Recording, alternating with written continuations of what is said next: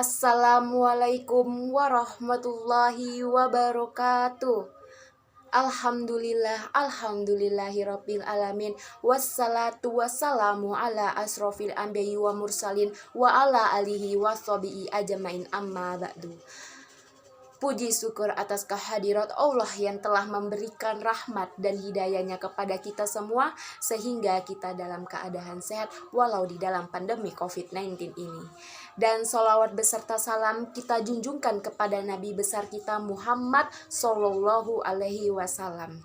Perkenalkan, nama saya Afriza Helina dari kelas 12 IPA 3. Di sini saya akan menjelaskan tentang materi bab ketiga yang saya pelajari tentang ayat suci Al-Quran yang dimana berperilaku dan berpikir secara kritis. Serta dimana saya akan menjelaskan salah satu materinya, yaitu makna dari surat ataupun dalil dalam berperilaku dan berpikir kritis. Ada 3 makna. Yang pertama yaitu makna dalam surat Ali Imran ayat 190 sampai 191. Allah menurunkan surat Ali Imran ayat 190 sampai 191 di mana untuk merupakan sebuah respon Allah terhadap kaum Quraisy. At-Tabari dan Ibnu Hatim di mana meriwayatkan dari Ibnu Abbas radhiyallahu anhu, di mana dalam surat ini menjelaskan bahwa Allah menurunkan surat ini untuk kaum Quraisy, di mana kaum Quraisy sudah menyadari bahwa Nabi Musa alaihissalam di mana memiliki tangan serta tongkat yang akan bersinar ketika kita memandangi. Dan kaum Quraisy tidak mungkin tidak mengetahui Nabi Isa alaihissalam ketika Nabi Isa alaihissalam menyembuhkan mata seseorang yang cacat dari lahir, serta menyembuhkan atau menghidupkan kembali seseorang yang telah meninggal. Kemudian kaum Quraisy mendatangi Rasulullah Shallallahu Alaihi Wasallam dan berkata, "Mintalah kepada Tuhanmu, jadikan bukit Safa sebagai emas untuk kami." Lalu Rasulullah Shallallahu Alaihi Wasallam berdoa kepada Allah Subhanahu Wa Taala. Setelah itu Allah menurunkan surat Ali Imran ayat 190 sampai 191.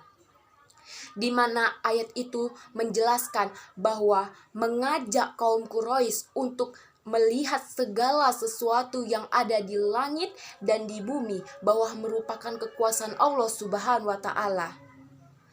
Dan di mana Allah menurunkan 2 ayat pada saat itu. Pada ayat yang pertama yaitu ayat Ali Imran 190 di mana menjelaskan pada saat itu Allah menciptakan segala sesuatu yang ada di langit serta di bumi, dan pergantian siang dan malam merupakan kekuasaan Allah yang dapat dilihat dan diterima oleh orang-orang yang berakal.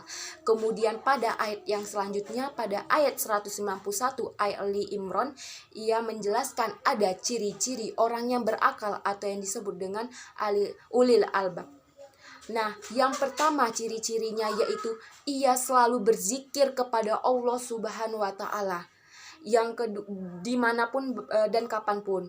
Yang kedua, memahami hukum alam serta memahami tanda-tanda keagungan Allah Subhanahu wa Ta'ala serta kekuasaannya seperti keagungannya dan ketentuannya serta rahmatnya.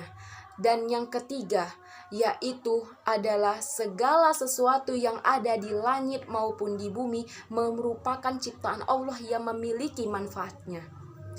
Selanjutnya makna yang kedua yaitu makna hadis riwayat dari Abu Nuaim, di mana dalam hadis ini menjelaskan bahwa Allah Subhanahu wa Ta'ala, bahwa dalam Abu Nuaim ini menjelaskan Rasulullah menyuruh kaum umat Islam untuk bertafakur kepada ciptaan Allah Subhanahu wa Ta'ala. Apa yang dimaksud dengan tafakur? Tafakur merupakan renungan atau yang disebut kita sebagai mengheningkan cipta.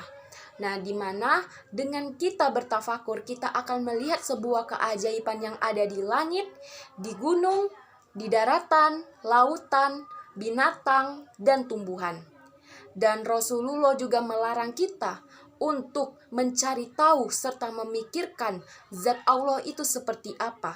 Karena pada dasarnya manusia itu tidak akan pernah mampu untuk memikirkan sebuah hal yang tidak akan terungkap. Dan pada saat itu Rasulullah berkata, manusia hanya bisa mengetahui keberadaan Allah Subhanahu wa Ta'ala apabila ia melihat ciptaan makhluk-makhluk Allah Subhanahu wa Ta'ala. Dan dari situlah manusia tidak untuk diperbolehkan memikirkan serta mencari tahu wujud serta zat Allah itu seperti apa. Dan yang ketiga yaitu makna hadis riwayat Tirmizi.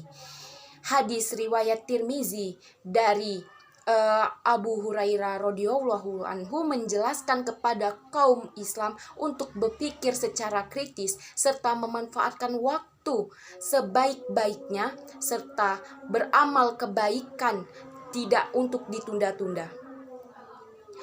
Dan selain itu, hadis riwayat Tirmizi juga dari Syaddad ibnu Aus, ia menjelaskan bahwa ada dua ciri orang cerdas. Yang pertama, ia akan berintrospeksi diri ketika ia salah. Yang kedua, dia akan selalu beramal soleh dan beramal kebaikan untuk di masa depan. Dan hanya itu yang bisa saya sampaikan. Apabila ada salah kata dan perbuatan, mohon dimaafkan. Wabillahi taufiq wal hidayah. Wassalamualaikum warahmatullahi wabarakatuh.